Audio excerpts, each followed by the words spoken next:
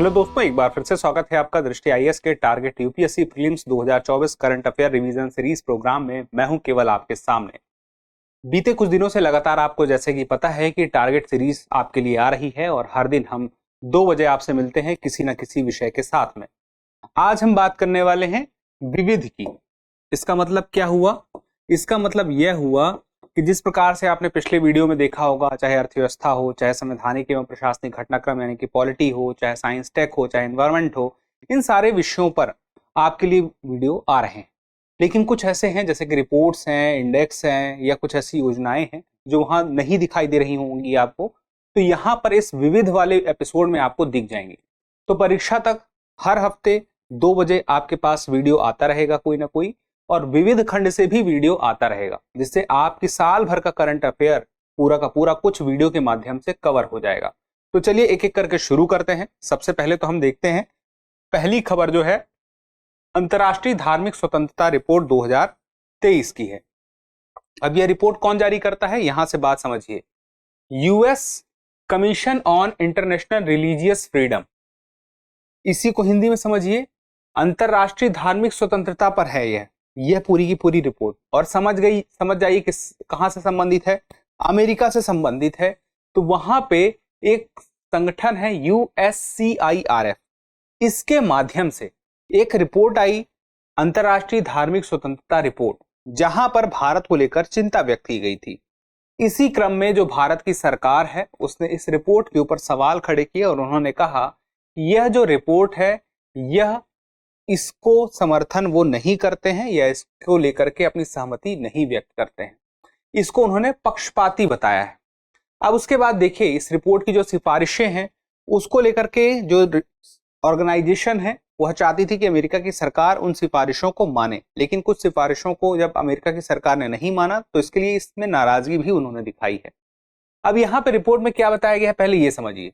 बताया गया है कि जिस प्रकार से धर्मांतरण हो, चाहे अंतर धार्मिक संबंध हो, हिजाब हो, गोहत्या हो, इसके अलावा जो अभी नागरिक संशोधन अधिनियम आया था, जैसे कि आपको पता है CAA अब लागू हो चुका है।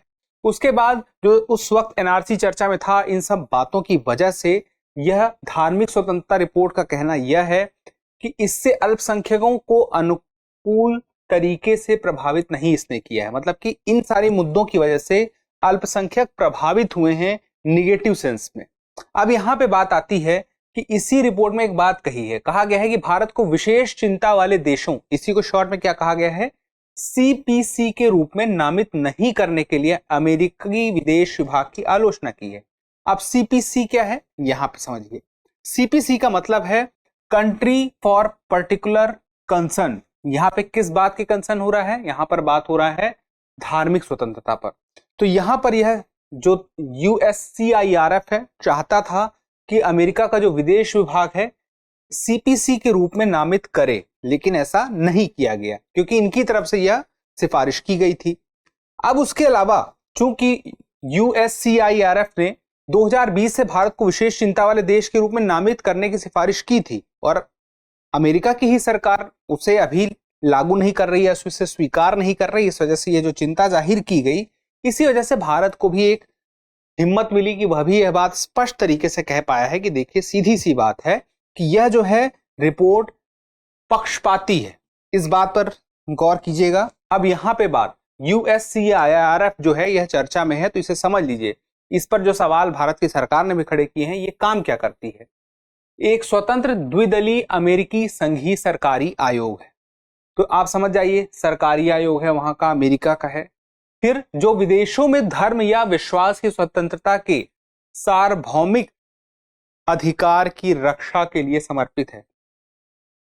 जो धर्म है उस धर्म या पर विश्वास करने की एक स्वतंत्रता है, वह स्वतंत्रता सार्वभौमिक है। इस बात की रक्षा के लिए, इस बात के अधिकार के लिए समर्पित यह संगठन है, यह आयोग है। अब उसके बाद यहां पर यह काम क्या करता है, सलाहकार निकाय है अमेरिकी प्रशासन के लिए, यह अपनी सलाह देता है। तो इस रिपोर्ट के माध्यम से भी वह वही कर रहा था, सिफारिशें कुछ दे रहा था।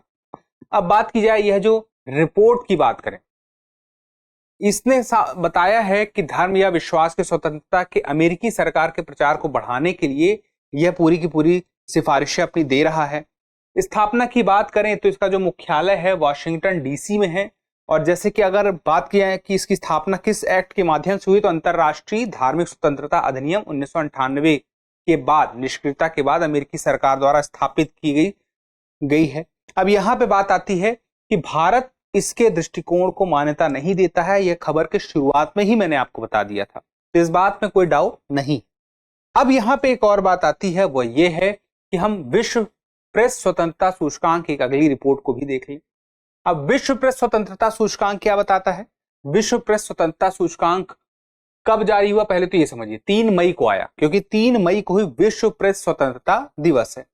अब यह प्रेस की स्वतंत्रता को जाहिर करता है। इस सूचकांक के माध्यम से पता चलता है कि दुनिया भर के देशों में प्रेस की स्वतंत्रता की क्या स्थिति है।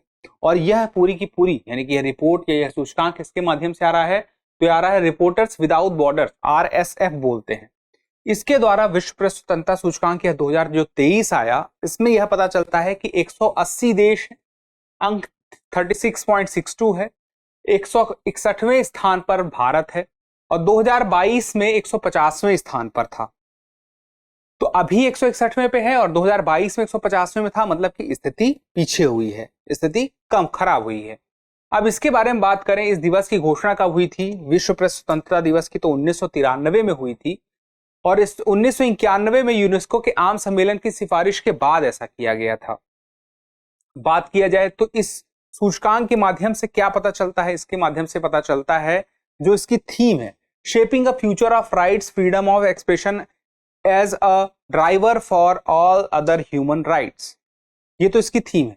इससे यह मुख्य जो बात है, हर साल इसकी एक थीम बदलती रहती है और मुख्य जो इसका लक्ष्य है वो यह है कि जो प्रेस की स्वतंत्रता है दुनिया भर के देशों में, उसे कायम रखा जा सके, जिससे कि एक वास्तविक आवाज, या तो हम कहें यथार्थ की आवाज, धरातल की आवाज सामने आ सके। इसी वजह से यह दिवस भी मनाया जाता है और दिवस को मनाने के पीछे के भी यही लक्ष्य है। यानी कि प्रेस किसके लिए काम करता है? देश के लोगों के लिए, जनता के लिए।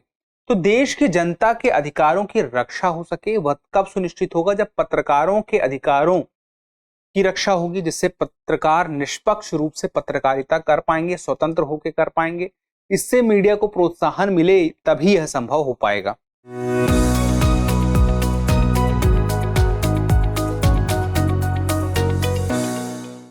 अब बात आती है थोड़ी सी इस सूचकांक के प्रमुख जो बिंदु हैं। सबसे अच्छा प्रदर्शन करने वाला देश कौन है? विश्व, मतलब कि जहां पर ज्यादा आजादी मिलती है प्रेस को, वह दिखाई देता है नॉर्वे, फिर आयरलैंड, फिर डेनमार्क। यह क्रम है, पहला, दूसरा, तीसरा। फिर सबसे निचले पायदान की बात करें तो वियतनाम, चीन और उत्तर कोरिया इस सूचकांक में जितने देश हैं उसके मुताबिक। भारत की स्थिति जो बताई गई है 2016 में 133वें स्थान पर के बाद से लगातार गिरावट आती ही गई है। हमने अभी जो लेटेस्ट है वो भी देखा और 2016 से गिरावट आ रही ये भी पता चलता है। अब इसके पीछे का जो कारण बताया जाता है वह यही है, जो आरोप लगाए जाते हैं कि पत्रकारों और राजनीतिक रूप से पक्षपाती मीडिया के खिलाफ बढ़ती हिंसा। तो मतलब कि एक तो है कि राजनीतिक रूप से पक्षपात भी दिखाई देता है और उस पक्षपात की वजह से उन पर जनता का एक अलग दबाव भी दिखाई देता है। उस दबाव से कहीं ना कहीं वह जो कार्य है वह प्रभावित होता है। चलिए अब आगे देखते हैं अगली बात, तीसरा FIPIC शिखर सम्मेलन। अब तीसरा FIPIC शिखर सम्मेलन क्या है, इसको समझिए एक तरफ से कि जो 2 पहले हो चुके हैं और तीसरा अभी हुआ है, तो स्थापना से अभी तक होने के पीछे का इसका मकसद क्या है? इस मकसद में कहीं ना कहीं भारत का हित जुड़ा हुआ है। भारत का हित कैसे जुड़ा हुआ है? देखिए, भारत और प्रशांत द्वीपीय समूह सहयोग मंच, इसको शॉर्ट में FIPIC बोलते हैं, जिसका फुल फॉर्म क्या है? The forum for the Indian Pacific islands corporations. अब देखिए, भारत चाहता है हिंद प्रशांत क्षेत्र में भारत के हिसाब से अनुकूल स्थिति बनी रहे। अब हिंद महासागर वाले क्षेत्र में भारत की तो अपनी मौजूदगी है प्रत्यक्ष रूप से, लेकिन प्रशांत क्षेत्र की बात करें वहां नहीं है, जबकि भारत को आवश्यकता है कि उसके हिसाब से अनुकूल स्थिति वहां भी हो। तो ऐसी स्थिति में वहां पर प्रशांत द्वीपीय देश, कुल देश कितने हैं? 14 हैं। उन देशों से एक पूरा का पूरा सहयोग मंच बनता है, जिसको कहा गया है प्रशांत द्वीपीय समूह सहयोग मंच FIPIC। इसमें देश कितने हैं? 14। तो अभी जो इसकी तीसरी शिखर सम्मेलन हुआ है उसमें अध्यक्षता किसने की है? तो भारत के प्रधानमंत्री ने भी अध्यक्षता की है और उनके साथ में पापुआ न्यू गिनी के प्रधानमंत्री ने सह अध्यक्षता की है। अब बात की जाए, इसके साथ ही भारत के प्रधानमंत्री को पापुआ न्यू गिनी का एक सर्वोच्च सम्मान मिलता है। वहां का सर्वोच्च नागरिक सम्मान है जिसका नाम है grand companion of the order of the लोगोहू। तो ये भी पता रहे यह सर्वोच्च सम्मान किस देश से मिला है, कब मिला है और कहां पे मिला है। उसके बाद देखिए, जैसे मैंने आपसे बताया कि यह वो क्षेत्र है, इस क्षेत्र में भारत अपने इस उपस्थिति ज्यादा बेहतर तरीके से, अपने अनुकूल तरीके से जाहिर करना चाहता है। तो इन 14 देशों के माध्यम से यह पूरा का पूरा जो FIPIC है, इसके माध्यम से भारत इनसे जुड़ा रहेगा और इनसे जुड़ करके बहुत सारे मुद्दों पर इनके लिए सहयोग करेगा और उस सहयोग के माध्यम से अपने संबंध बनाएगा और अपने हित भी साथ में साधेगा। तो ऐसी स्थिति में कुछ विशेष कार्य जैसे कि रेडियो एक्सेस नेटवर्क को लागू करने की योजना भी की घोषणा की गई है। और साथ में यह भी भारत के प्रधानमंत्री ने जाहिर किया है, न्यू गिनी के प्रधानमंत्री ने भारत से इस बात के लिए आग्रह किया है कि जो G7 है और G20 है, इन जैसे प्लेटफॉर्म पर PIC का समर्थन दिया जाए। PIC मतलब इन्हीं 14 देशों के लिए, प्रशांत द्वीपीय देशों की बात कही जा रही है। अब यहां पर कुछ 12 पॉइंट ऐसे हैं विकास कार्यक्रम के। इन 12 मुद्दों पर, 12 विषयों पर, किस प्रकार के, जैसे स्वास्थ्य, साइबर स्पेस, इसके अलावा स्वच्छ ऊर्जा, जल, इस प्रकार के क्षेत्र में प्रयास यह किया जा रहा है कि भारत PIC देशों में सुविधा प्रदान कर सके। इन मामलों में स्वास्थ्य, साइबर स्पेस, स्वच्छ ऊर्जा, जल, यानी कि जन औषधि केंद्र खोलने की भी बात आई है स्वास्थ्य के मामले में। फिर उसके अनुसार देखिए, सुपर स्पेशलिटी कार्डियोलॉजी अस्पताल की स्थापना की बात की गई है। और सभी इन 14 द्वीपीय देशों में क्या बात कही गई है कि डायलिसिस यूनिट होगी, समुद्री एम्बुलेंस सेवा होगी, सस्ती दवाओं के लिए जन औषधि केंद्र होगी, जैसा कि अभी मैंने आपसे बताया। इसके अलावा इन देशों में छोटे और मध्यम स्तर के उद्यम क्षेत्र के विकास का समर्थन भारत करेगा। भारत अपनी तरफ से इन्हें सहयोग देगा, इससे वहां पर वो अपने संबंध जो है बेहतर करेगा। अब इसके अलावा बात की जाए, भारत वहां पर कुछ अन्य उनके विकास कार्यों में उनकी मदद करेगा, अलवणीकरण के लिए कुछ मुद्दों पर काम करेगा, वहां पर कुछ इकाइयों की स्थापना करेगा। उसके अलावा जो बात की जाए तो वहां पर भारत जो है सांस्कृतिक और वैचारिक एकता, एकजुटता को लेकर के उस क्षेत्र की कल्चर से जुड़ने के लिए प्रयास भी करेगा।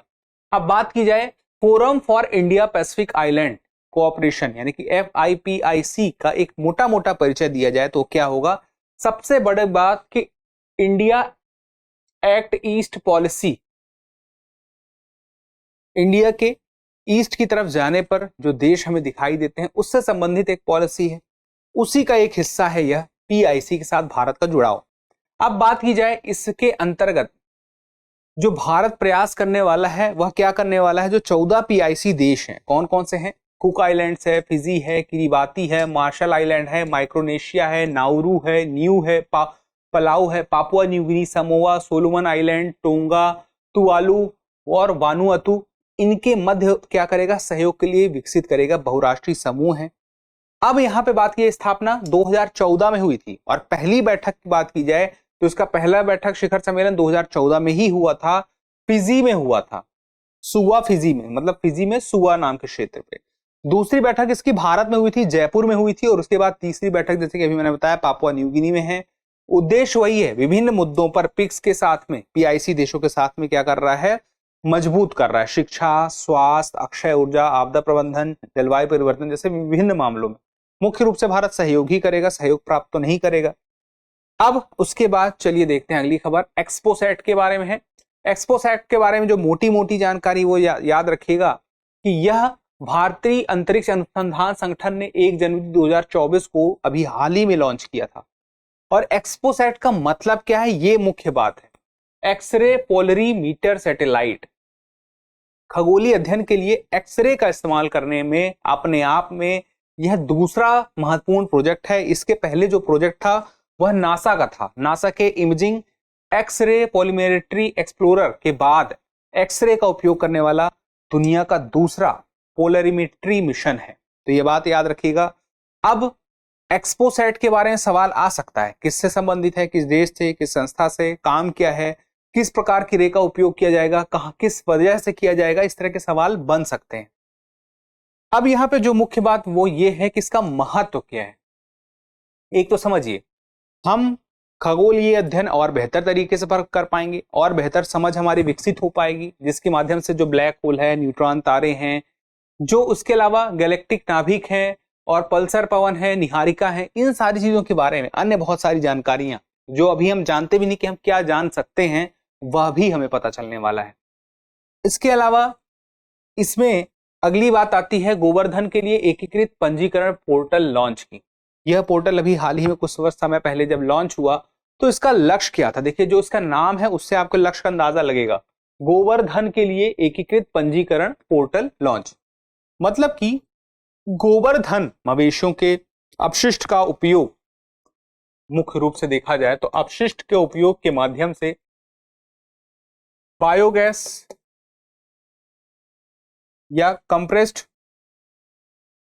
बायोगैस प्लांट की स्थापना की जा सके, उसके लिए प्रयास है एक पोर्टल जहां पर रजिस्ट्रेशन किया जा सकेगा, जिससे कोई चाहता है कि वह बायोगैस प्लांट बनाना चाहता है या कंप्रेस्ड बायोगैस प्लांट बनाना चाहता है, तो वह अपशिष्ट के माध्यम से ही संभव हो पाएगा। इसी अपशिष्ट का उपयोग किया जा सकेगा उर्वरक बनाने में या बायोगैस के लिए निर्माण में।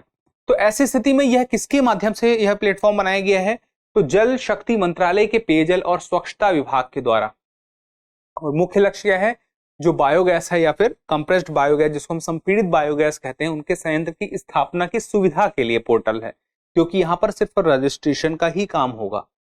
अब इससे देखिए फायदा क्या है? फायदा यही है, सबसे बड़ी बात यह है कि इससे एक घरेलू व्यवसाय की शुरुआत करने में आसानी होगी, पहली बात। और व्यवसाय, चूंकि गोवर्धन को हम अपशिष्ट को उपयोग करके व्यवसाय शुरू कर सकते हैं, इसके लिए एक प्लेटफॉर्म है, इसके लिए एक संयंत्र की स्थापना होगी, उससे लोगों को रोजगार के अवसर मिलेंगे और रोजगार के अवसर के साथ साथ किसी अपशिष्ट पदार्थ का उपयोग हो सकेगा, तो उससे जैविक खेती को भी बढ़ावा मिलेगा, क्योंकि इससे उर्वरक भी बन सकेंगे। तो अब ये बात महत्वपूर्ण हो जाती है। इसके अलावा जो सतत विकास लक्ष्य हैं, जो मिशन है भारत के, वो भी इसके माध्यम से साधे जा सकते हैं। और बात की जाए, इसके माध्यम से ऊर्जा का एक नया संसाधन हमें मिल सकेगा और उसका उपयोग भी हो सकेगा। अब इसके माध्यम से एक पहल की बात आती है, गोवर्धन पहल की। गोवर्धन पहल क्या है? शॉर्ट में ये तो गोवर्धन जो है शॉर्ट फॉर्म है, फुल फॉर्म क्या है? Galvanising organic bio agro resources धन, इसी को गोवर्धन पहल कहा गया है। यह गोवर्धन पहल 2018 में शुरू हुई थी। मुख्य लक्ष्य क्या था इसका? यही था, जो स्वच्छ भारत मिशन ग्रामीण चरण 2 कार्यक्रम के तहत राष्ट्रीय प्राथमिकता परियोजना के रूप में लॉन्च किया गया। वही जो मवेशियों का अपशिष्ट था, उन अपशिष्ट का उपयोग करके क्या था, उसका प्रबंधन करने की बात कही गई थी। अब उसी दिशा में जब यह प्लेटफॉर्म आया, उस प्लेटफॉर्म की वजह से क्या होगा, उस अपशिष्ट का प्रबंधन हो सकेगा बायोगैस के निर्माण में। उसके अलावा इसका उपयोग, जैसे मैंने आपको बताया, उर्वरक के रूप में भी हो सकेगा। अब जैसे कि मवेशियों के अलावा जैविक अपशिष्ट का भी उपयोग इसमें किया जाएगा। और इसे देखिए अपने आप में क्या किया जा रहा है अंतिम रूप से, तो इसकी मदद से पूंजी का निर्माण किया जा रहा है, यानी कि इसकी मदद से पूंजी में इसे परिवर्तित किया जा रहा है।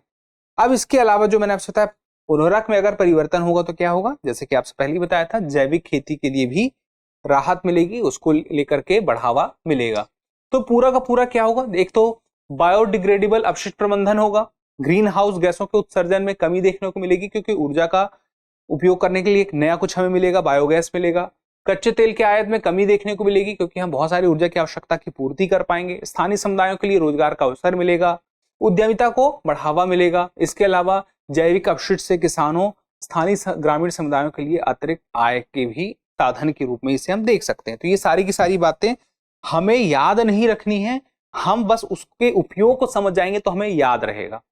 आगे देखिए, tracking SDG 7 the energy progress report 2023। यहां पे समझने वाली बात यह है, SDG मतलब क्या है? सस्टेनेबल डेवलपमेंट गोल, सतत विकास लक्ष्य क्रमांक 7 की आप रिपोर्ट को समझ जाइए। ट्रैकिंग SDG 7, अंदाजा लग गया होगा किसको ट्रैक करने की बात हो रही है, द एनर्जी प्रोग्रेस रिपोर्ट। अब देखिए, ऊर्जा से संबंधित, उसके प्रोग्रेस से संबंधित रिपोर्ट है, और वह ऊर्जा का जो संबंध कहां से निकल के आ रहा है, SDG 7 से आ रहा है, और उसको ट्रैक करने की बात हो रही है। अब यहां पे देखिए, जो सतत विकास लक्ष्य हैं, 17 उनकी संख्या है, और 2030 तक के लिए वो लक्ष्य जो निर्धारित हैं, जो 2015 में निर्धारित किए गए थे और 2015 में संयुक्त राष्ट्र महासभा के द्वारा निर्धारित किए गए थे। उसके माध्यम से जो लक्ष्य क्रमांक 7 है, उस 7 की प्राप्ति की दिशा में क्या क्या चुनौतियां हैं, उस पर इस रिपोर्ट के माध्यम से प्रकाश डाला गया है। अब 7 नंबर की वह लक्ष्य क्या है, समझिए। सभी के लिए सस्ती, विश्वसनीय, टिकाऊ और आधुनिक ऊर्जा तक पहुंच सुनिश्चित करना, यह है लक्ष्य 7। सबसे महत्वपूर्ण बात देखिए क्या है, सस्ती, विश्वसनीय, फिर टिकाऊ और आधुनिक ऊर्जा तक पहुंच। सस्ती हो, टिकाऊ भी हो और क्या कहता है देखिए, आधुनिक ऊर्जा भी हो। अब यही चुनौती है, इसमें क्या क्या बाधाएं आ रही, इस रिपोर्ट में वो बात भी बताई गई है। रिपोर्ट का नाम आपको पता चल गया, जारी कौन करता है ये भी देख लीजिए। अंतरराष्ट्रीय ऊर्जा एजेंसी, इसी को बोलते हैं IEA, फिर अंतरराष्ट्रीय अक्षय ऊर्जा एजेंसी, फिर संयुक्त राष्ट्र सांख्यिकी प्रभाग और उसके अलावा विश्व बैंक और विश्व स्वास्थ्य संगठन मिलकर निकालते हैं रिपोर्ट, कोई एक नाम नहीं है यहाँ पे। अब इस रिपोर्ट के माध्यम से जैसे मैंने बताया SDG 7 के बारे में पता चलता है, चुनौतियां क्या हैं। तो अब कारक देख लेते हैं।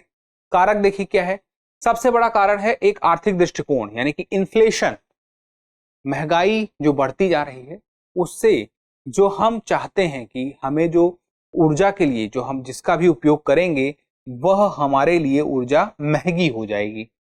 फिर उसके बाद मुद्रा का जो मूल है उसमें उतार चढ़ाव, कर्ज का संकट आता है, बहुत सारे देशों में कर्ज का जब संकट आए, क्योंकि देखिए ये जो SDG 7 के लक्ष्य हैं वो किसी एक देश के लिए नहीं है, पूरी दुनिया के लिए है। एक पूरी दुनिया में इस लक्ष्य की प्राप्ति के अनुसार हम देखें तो कर्ज का संकट बहुत सारे देशों में आ जाता है। जैसे हमने अभी पाकिस्तान के मामले में देखा, बहुत सारे देश हैं जो कर्ज के संकट से दबे हैं। उसकी वजह से ऊर्जा की उपयोग वो जितना उन्हें होना चाहिए उसकी उपलब्धता नहीं हो पाएगी, उन्हें वह महंगी भी पड़ेगी। अब इसके अलावा जो आपूर्ति श्रृंखला है उस पर भी प्रभाव पड़ता है।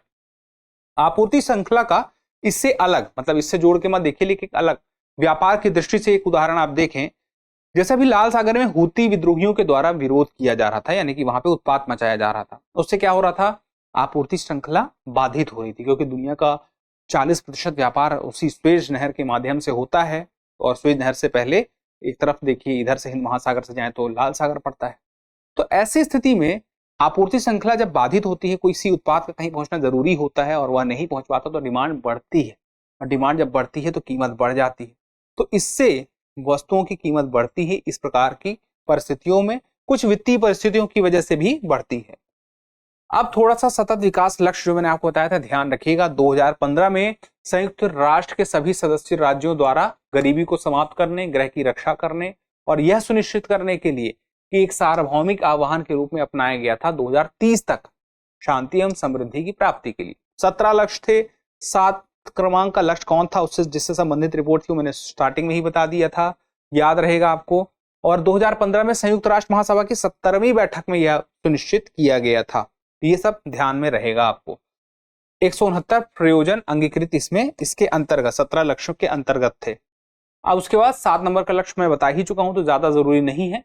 हाँ, सस्ती, विश्वसनीय, टिकाऊ और आधुनिक ऊर्जा की बात तो थी ही, लेकिन उसके अंदर भी 3 पॉइंट थे, 7.1, 7.2, 7.3। इसके अलावा 2 और थे, लेकिन मेन 3 ये थे कि पहली, वहनीय, विश्वसनीय और आधुनिक ऊर्जा सेवाओं तक सार्वभौमिक पहुंच। स्पष्ट है, जैसा शब्द है वैसा ही उसका अर्थ है। दूसरा है वैश्विक ऊर्जा मिश्रण में नवीकरणीय ऊर्जा की हिस्सेदारी में पर्याप्त वृद्धि, यानी कि सौर ऊर्जा हो गया या पवन ऊर्जा हो गया, जिसका हम दोबारा से उपयोग कर सकते हैं, नवीकरणीय ऊर्जा की बात हो रही है यहाँ पे, उसमें वृद्धि हो सके। उसके बाद ऊर्जा दक्षता में सुधार की वैश्विक दर को दोगुना करना, मतलब कि एक होता है ना, इस प्रकार की हम मशीनरी का उपयोग करें जिससे कि वह ऊर्जा दक्षता हमें प्राप्त हो सके, एनर्जी इफिशियंसी प्राप्त हो सके। जैसे कि मान लीजिए कि हम अभी आज के बाद में इंजन के बारे में बात करते हैं, कुछ जो अभी नए इंजन आए हैं, जो पहले वाले गाड़ियों के इंजन थे, उसमें क्या अंतर है कि अनावश्यक उत्सर्जन उसमें तुलना रूप से कम होता है। तो वो उत्सर्जन कम होगा, मतलब कि उपयोग ज्यादा बेहतर तरीके से हो रहा है और वह ईंधन भी अच्छा है, तो ऊर्जा दक्षता के लिए महत्वपूर्ण हो जाता है। अब उसके अलावा देखिए, वैश्विक दास्ता सूचकांक 2023, कहने को तो दास्ता आप कह सकते हैं कि अब देखने को नहीं है, दास्ता का उन्मूलन हो गया है, लेकिन दास्ता मौजूद है, इसी वजह से यह सूचकांक भी जारी हुआ है। आधुनिक दास्ता को पहले समझ लीजिए है क्या।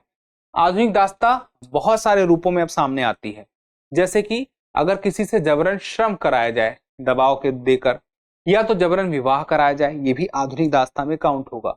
ऋण का बंधन किसी पे ला दिया जाए, मतलब एग्रीमेंट के साथ ऋण अलग है, लेकिन एक अलग किस्म का जो ऋण बंधन होता है जिसमें इंसान हमेशा हमेशा डूबा रहता है। व्यवसायिक यौन शोषण, मानव तस्करी या गुलामी कराई जाए या बच्चों की बिक्री या शोषण किया जाए, तो वह भी बच्चे एक जिसकी बिक्री हो रही है, जिसका शोषण हो रहा है, वह मालिक तो नहीं है, वह दास ही होगा, तो उसे आधुनिक दास्ता के अंतर्गत रखा गया है। इससे होगा क्या, व्यक्तियों, समुदायों और समाज के लिए विनाशकारी है। मतलब कि अगर लोगों पर को ऑब्जेक्ट की तरह इस्तेमाल किया जाएगा तो इसका मतलब है वह समाज के लिए ठीक नहीं।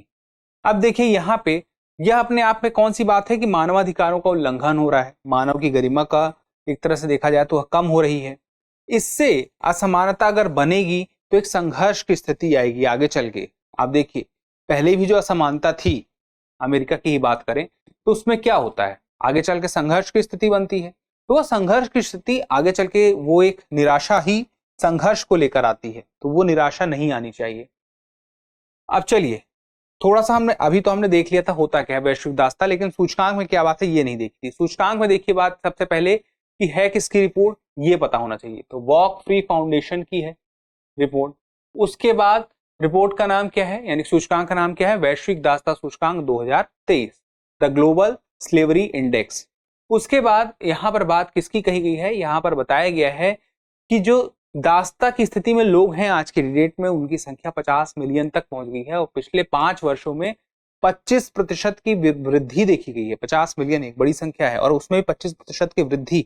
अब देखिए कहां पर बंधुआ मजदूर सबसे ज्यादा दिखाई देते हैं इस सूचकांक के मुताबिक, तो पता चला कि भारत, चीन, रूस, इंडोनेशिया, तुर्की, अमेरिका, ये वो देश है जो G20 में शामिल है और जहां पे बहुत ज्यादा मात्रा में बंधुआ मजदूर हैं।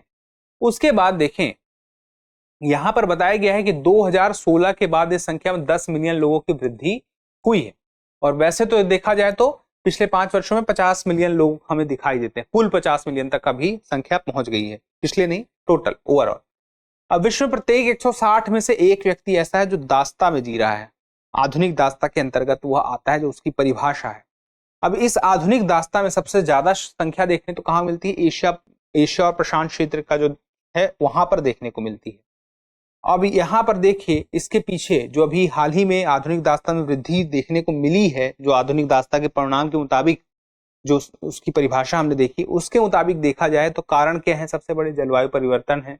जलवायु परिवर्तन की वजह से देखिए बहुत सारे लोगों का रोजगार, किसी का रोजगार चला गया, या तो किसी की कृषि चली गई, या तो कोई कर्ज में आ गया, ये सब दबाव थे। या तो कहीं पे सशस्त्र संघर्ष हुआ, या तो कहीं पे शासन कमजोर रहा किसी किसी देश में, जैसे कि सेना का शासन आ गया, या सत्ता परिवर्तन हो गया, या तो गृह युद्ध की स्थिति आ गई, तो वहां पर भी, या तो कोविड महामारी जैसी, या स्वास्थ्य की आपात दृष्टि का कोई और रीजन हो सकता है, कोविड के अलावा भी कोई और बीमारी किसी देश में, तो उस वजह से भी। तो ये सारी बातें हमें याद दिलाती हैं कि अभी आधुनिक दास्तां मौजूद है। अब उसके बाद देखिए यूएनडीपी का 2023 जेंडर स्पेशल नॉर्म्स इंडेक्स। अब देखिए जैसा इसका नाम वैसा इसका काम, यूएनडीपी का है 2023 का जेंडर स्पेशल नॉर्म इंडेक्स। 4 आधार पर यह ट्रैक करता है कि समाज में यानी कि दुनिया में महिलाओं के प्रति लोगों का नजरिया किस प्रकार का है। वे आधार कौन कौन से हैं, राजनीतिक है पहला, फिर है शैक्षिक, फिर आर्थिक और फिर भौतिक अखंडता। इन 4 के आधार पर पता चलता है कि अभी भी दुनिया के 90% लोग महिलाओं के खिलाफ कोई ना कोई पूर्वाग्रह रखते हैं, फिर जुड़ाई मतलब पहले से ही कुछ सोच रखते हैं। जैसे कि एक सोच पूर्वाग्रह ये है कि महिलाएं कार अच्छे तरीके से, गाड़ी अच्छे तरीके से नहीं चला सकती, ये क्या है, पूर्वाग्रह है। जबकि अगर जितना समय गाड़ी चलाने में कोई पुरुष दे महिला दे तो बात लगभग बराबर ही होगी, अगर वो उसी परिस्थिति में रहें तो परिस्थितियां भी महत्वपूर्ण हो जाती हैं। अब देखिए अब इसी पूर्वाग्रह वाले देश संसद में महिलाओं का कम प्रतिनिधित्व करते हैं। जहां पे पूर्वाग्रह है, सीधी सी बात है, उन्हें अवसर कम मिलेगा, उन्हें उतना सशक्त नहीं माना जाएगा। जब सशक्त मानेंगे तो सशक्तिकरण उनका होगा भी नहीं। अब 1995 के बाद से ये बात देखने को मिली है कि इसी वजह से जो हिस्सेदारी ही इनकी, यानी कि बात की जाए दुनिया भर के चाहे नेताएं हैं, चाहे संसद है, या तो नेता हैं दोनों क्षेत्रों में, मतलब कि कोई इंडिपेंडेंट भी नेता है वैसे भी उनकी संख्या कम है, यानी कि जिसकी स्वीकारता कम है, और स्वीकारता के साथ साथ संसद तक उनकी पहुंच भी कम देखने को मिलती है। अब यहाँ पे देखिए कुछ स्थितियां जैसे कि हाल के संघर्षों को अगर लेकर हम देखें तो जो बातचीत होती है, किसी किसी देश में कुछ संघर्ष चल रहे हैं, कुछ विपरीत परिस्थिति चल रही है, तो वहां पे जो बातचीत करने वाले लोग हैं उन लोगों के बीच में जो महिलाओं की भागीदारी है वो बहुत कम है। जैसे यूक्रेन में 0%, यमन में 4, अफगानिस्तान में 10, तो बहुत कम देखने को मिल रहा है। अब इसके अलावा देखिए, ये जो प्रतिनिधित्व की कमी देखने को मिलते हैं या जो चुनौती देखने को मिलती है किस वजह से है, वह स्वदेशी प्रवासी विकलांग महिलाओं के क्षेत्र में ज्यादा है। राजनीतिक प्रतिनिधित्व तो कम देखने को मिलता है। उसके बाद देखिए 59 देशों में जहां वयस्क महिलाएं पुरुषों की तुलना में अधिक शिक्षित हैं, वहां औसत आय में 39% का अंतर है।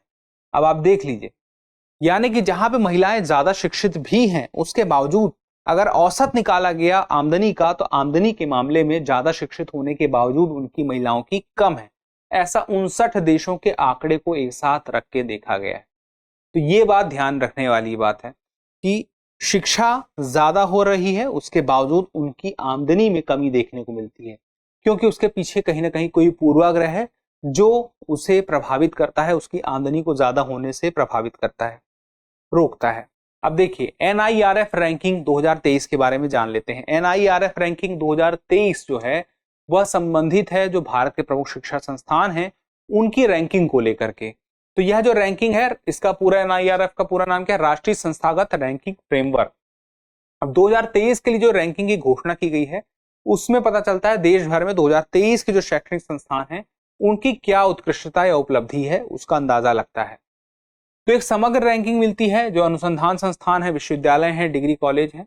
अब इसमें देखिए, इसके अंतर्गत इंजीनियरिंग, प्रबंधन, फार्मेसी, कानून, चिकित्सा, दंत चिकित्सा, इन सब के लिए अलग अनुशासित विशिष्ट रैंक भी सबकी अलग अलग है। जैसे कि उदाहरण के लिए आप देखिए कि अग्रणी इंजीनियरिंग संस्थान में IIT मद्रास शीर्ष पर है, और उसके बाद दूसरे तीसरे नंबर पर IIT दिल्ली और IIT बॉम्बे। फिर उसके बाद प्रबंधन के मामले में भारतीय प्रबंधन संस्थान यानी कि इंडियन इंस्टीट्यूट ऑफ मैनेजमेंट, जिसको हम IIM बोलते हैं, अहमदाबाद अग्रणी है। फिर उसके बाद बेंगलुरु है, फिर कोझिकोड भी है।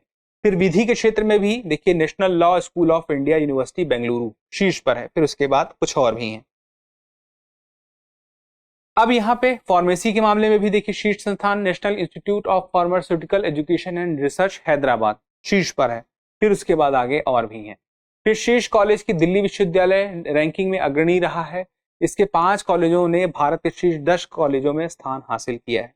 मिरांडा हाउस जो कि दिल्ली में है ने शीर्ष स्थान बरकरार रखा, जबकि हिंदू कॉलेज ने दूसरा स्थान।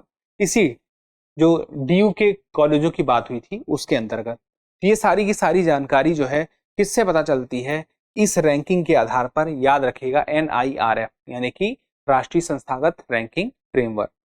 अब NIRF को थोड़ा सा याद रखिएगा कि अपने आप में क्या है, विभिन्न जो संस्थान है देश के शिक्षा संस्थान, वहां उनको रैंकिंग देता है। और लॉन्च कब हुआ था? तो 29 सितंबर 2015 में हुआ था। ये मुख्य बात है, बिल्कुल याद रखिएगा। अब उसके बाद SAI 20 शिखर सम्मेलन, इसी को SAI 20 शिखर सम्मेलन कह दिया जाता है। देखिए आपको पता है कि पिछले साल 30 नवंबर तक, एक साल के लिए, उसके पिछले एक साल तक भारत के पास G20 की अध्यक्षता थी। और इस बार G20 का जो समिट हुआ था 18वां, वह दिल्ली में हुआ था। लेकिन इस समिट के दौरान जब भारत के पास अध्यक्षता थी तो बहुत सारे और भी ऐसे समिट हुए थे जो G20 की प्रेसिडेंसी से यानी कि G20 से ही जुड़े हुए थे। तो उन्हीं में से एक है SAI 20। अब ये SAI 20 क्या है? ये SAI 20 जो है, यह समझने वाली बात है कि SAI मतलब supreme audit institutions. SAI Bharat का जैसे कि CAG है। CAG कैग क्या करता है? कैग यह करता है कि जो भारत में सार्वजनिक धन है उसका उपयोग सरकार कैसे कर रही है, इस पर नजर बना के रखता है, उसका हिसाब किताब रखता है कि वह सही दिशा में जो लक्ष्य है उन्हीं के लिए तो नहीं हो रहा, उनके लिए हो रहा है या किसी और वजह से हो रहा है। तो वो पूरा हिसाब किताब रखता है, यानी कि नजर बनाए रखता है। तो इसी को क्या बोलते हैं? Supreme audit institutions. तो हर देश की सरकार के लिए सुप्रीम ऑडिट इंस्टीट्यूशंस है। तो G20 देशों के लिए भी सुप्रीम ऑडिट इंस्टीट्यूशंस है। तो इन्हीं G20 देशों के SAIs की अपने आप में एक समिट है। और इस समिट का लक्ष्य क्या है? इस समिट का लक्ष्य याद रखिएगा यह है कि जो ब्लू इकोनॉमी है और रिस्पॉन्सिबल AI, यहां पर क्या आपस में वो सहयोग कर सकते हैं, क्या ज्ञान साझा कर सकते हैं, इसे प्रोत्साहित करने पर केंद्रित है। जिससे यह बता सकते हैं कि इनके देश के आंकड़े क्या कहते हैं, इस क्षेत्र पर जो सार्वजनिक धन है उसका उपयोग कितना हुआ, कैसे हुआ है, ब्लू इकोनॉमी के लिए हो चाहे रिस्पॉन्सिबल एआई यानी कि आर्टिफिशियल इंटेलिजेंस के लिए। ब्लू इकोनॉमी क्या होता है इसको समझ लीजिए। देखिए ब्लू इकोनॉमी क्या है ना, इस पे डाउट हो सकता है लोगों को, तो यहाँ पे ब्लू इकोनॉमी ये आपके सामने स्पष्ट रहेगा कि ब्लू इकोनॉमी में नौवहन भी आएगा, पर्यटन भी आएगा, मत्स्य पालन भी आएगा और अपतटीय तेल और अन्वेषण जैसे क्षेत्र, मतलब कि अन्वेषण करने का काम कहां पर, समुद्र के क्षेत्र में करने का काम, ये सारा का सारा ब्लू इकोनॉमी में आएगा। अन्वेषण किस प्रकार का हो सकता है, चाहे खनिज का हो सकता है या तो अन्य संसाधनों का हो सकता है। अब यहां पर क्या सरकारें कर रही हैं सार्वजनिक धन के माध्यम से, इसकी जानकारी आपस में साझा करते हैं। सुप्रीम ऑडिट इंस्टीट्यूशन, भारत की तरफ से कौन है वो, नियंत्रक एवं महालेखा परीक्षक। अब यहां पे बात याद रखिएगा, यहां पर यह जानकारी तो हमें मुख्य रूप से पता चल गई है ब्लू इकोनॉमी के लिए है और एआई के लिए है।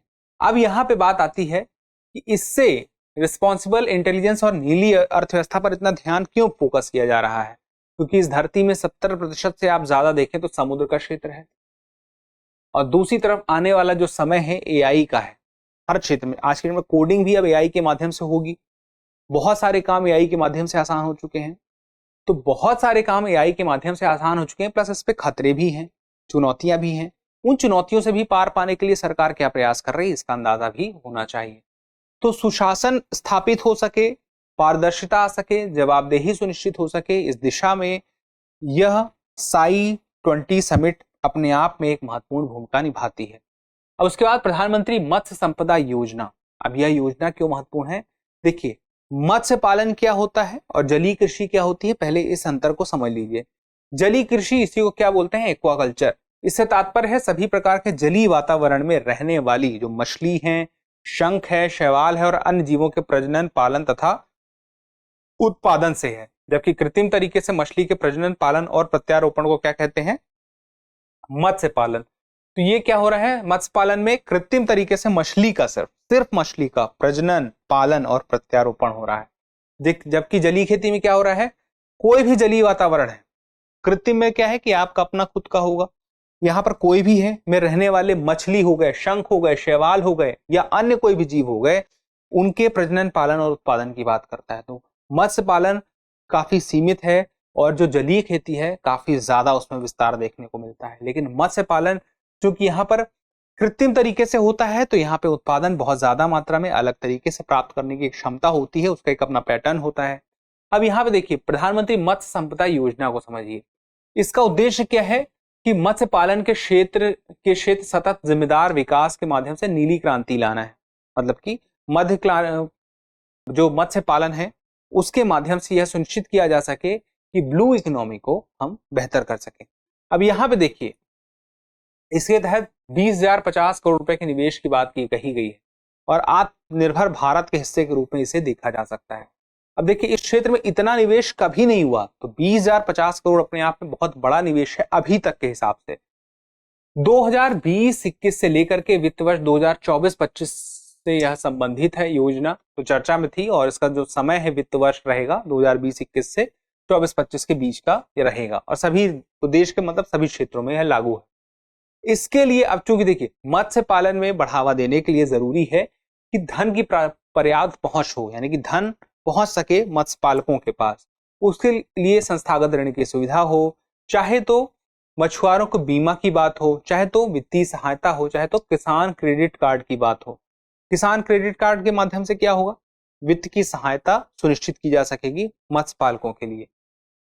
अब यहाँ पे अगला आता है हमारा ग्लोबल जेंडर गैप रिपोर्ट 2023। अब यह किसके माध्यम से आया है, यह आया है विश्व आर्थिक मंच, इसी को बोलते हैं वर्ल्ड इकोनॉमिक फोरम WEF।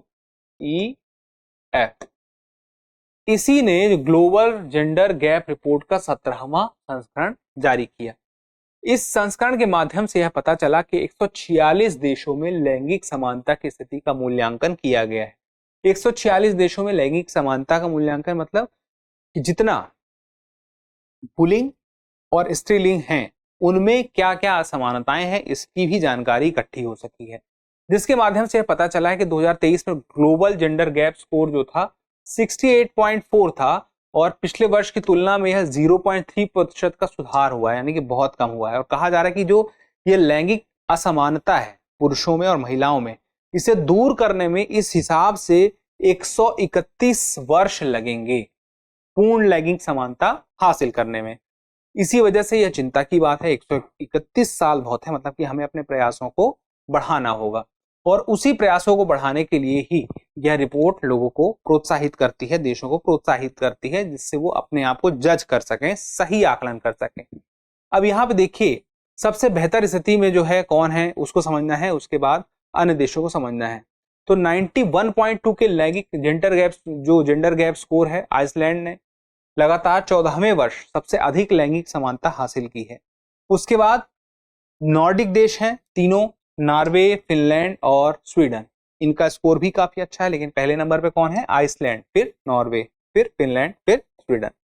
ठीक है, अब इसमें भारत का प्रदर्शन देखा जाए तो 2023 के संस्करण में भारत 146 देशों में 135वें स्थान पर है। जेंडर गैप रिपोर्ट 2023 में भारत का प्रदर्शन अगर देखें तो भारत ने महत्वपूर्ण प्रगति की। प्रगति क्या की है कि 2023 संस्करण में भारत 146 देशों में 127वें स्थान पर पहुंच गया है और 2022 में कितना था? 135वें स्थान पर था। तो इसकी रैंकिंग में सुधार का संकेत मिला। 135 से पे कहां आ गए हम? 127 में आ गए। लेकिन जो लैंगिक अंतर है उसको हमने कम कितना किया है? अभी जो स्कोर है वह 64.3 का है। अब यहां पे ये बात पता चलती है कि सबसे बड़ी जो चुनौती वो कौन सी है भारत में? आर्थिक भागीदारी और अवसर के क्षेत्र में एक चुनौती है। अब यहां पे देखिए, भारत ने शिक्षा के सभी स्तरों पर नामांकन में लैंगिक समानता हासिल कर ली है, जो देश की शिक्षा प्रणाली में सकारात्मक विकास को दर्शाता है। लेकिन शिक्षा के बाद क्या आता है? शिक्षा के बाद ही तो आता है आर्थिक भागीदारी और अवसर के क्षेत्र। आर्थिक भागीदारी और अवसर के क्षेत्रों में ही भारत में चुनौती देखने को मिलती है, क्योंकि इस क्षेत्र में एक चुनौती क्या है कि केवल 36.7% लैंगिक समानता हमने हासिल की है और अभी एक बहुत बड़ा मुकाम हासिल करना है। हालांकि बात किया जाए लिंगानुपात में जो सुधार हुआ है बीते एक दशक में, वो बहुत कम हुआ है। तो यह सुधार अभी सिर्फ 1.9% का हुआ है, धीमा है। और हमने यह भी कहा कि शिक्षा प्रणाली में तो हम देखते हैं सकारात्मक सुधार लैंगिक समानता में, लेकिन दिक्कत हो रही आर्थिक भागीदारी और अवसर में। तो वहां पर भी हमें विशिष्ट अपने लक्ष्यों को प्राप्त करना होगा। लक्ष्य निर्धारित करने के साथ ही हम लक्ष्य प्राप्त कर पाएंगे। अब आगे देखिए, महिला 20 शिखर सम्मेलन, G20 प्रेसिडेंसी के अंतर्गत ही महिला 20 शिखर सम्मेलन हुआ। और इस सम्मेलन में देखिए मुख्य जो बात थी वह हुआ कहां? पहले ये समझिए, पिछले साल ही हुआ, तमिलनाडु के महाबलीपुरम में हुआ। अब इसमें भी महिला 20 नाम से आप अंदाजा लगा रहे हैं, G20 से इसका संबंध है। अब यहाँ पे थीम क्या है? 2023 में यह सम्मेलन हुआ, उसकी थीम है कि महिला नेतृत्व, विकास, परिवर्तन, उन्नति करना और आगे बढ़ना।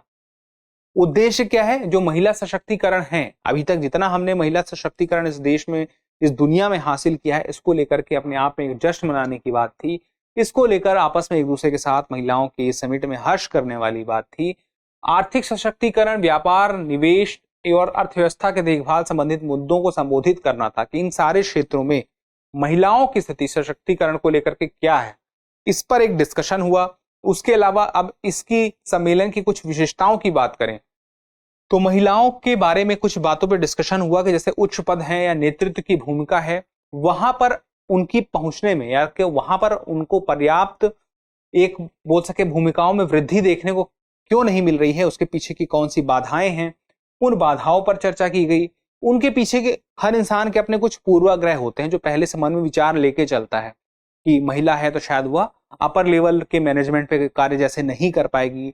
उसके अपने पीछे जो एक सोसाइटी के जो रूल हैं उसको लेकर के वो सोचता है कि ऐसा मुश्किल है, वह दबाव है, वह घर को मैनेज करने के साथ काम को मैनेज नहीं कर सकती, इस वजह से उसे बड़ी जिम्मेदारियां नहीं दी जा रही हैं। तो इस प्रकार की जो अदृश्य बाधाएं हैं जो स्पष्ट रूप से नहीं दिखती लेकिन मौजूद हैं, उस पर चर्चा की गई। और जो पूर्वाग्रह इस प्रकार से होते हैं उस पर चर्चा की गई। और यह भी चर्चा की गई कि इस प्रकार से जो सेल्फ हेल्प ग्रुप है उसके माध्यम से महिलाएं सेल्फ हेल्प ग्रुप बना करके अपने लिए कुछ बेहतर कर रही हैं। उसके अलावा पीएम मुद्रा योजना के माध्यम से धन प्राप्त करके अपने लिए बेहतर कर रही हैं। जेम पोर्टल है, जेम पोर्टल के माध्यम से देखिए, जेम पोर्टल क्या है? जेम पोर्टल के माध्यम से जो सरकारी कर्मचारी हैं, सरकारी विभाग से संबंधित जो जरूरी आवश्यकताएं हैं उसकी पूर्ति यानी कि उसके लिए शॉपिंग करते हैं इस पोर्टल के माध्यम से। तो यहाँ पर जो उत्पाद है अपने बेचने वाले जो लोग हैं उसमें महिलाएं भी होती हैं। तो महिलाएं अपने उत्पाद तैयार करके विभिन्न जैसे स्वयं सहायता समूह के माध्यम से ही उत्पाद अगर तैयार करा रही है तो अपनी अलग से कोई व्यवसाय है उसके माध्यम से उद्यम स्थापित करके यहाँ पर उत्पाद पहुंचा रही हैं और फिर इसकी प्राप्ति कौन कर रहा है? सरकार का विभाग कर रहा है, सरकारी कर्मचारी कर रहे हैं यहाँ से शॉपिंग करके। जब ऐसा होगा तो इसका मतलब यह है कि महिलाएं आर्थिक रूप से सशक्त होंगी, उनके लिए अवसर बनेंगे। तो उन अवसरों पर भी चर्चा की गई है।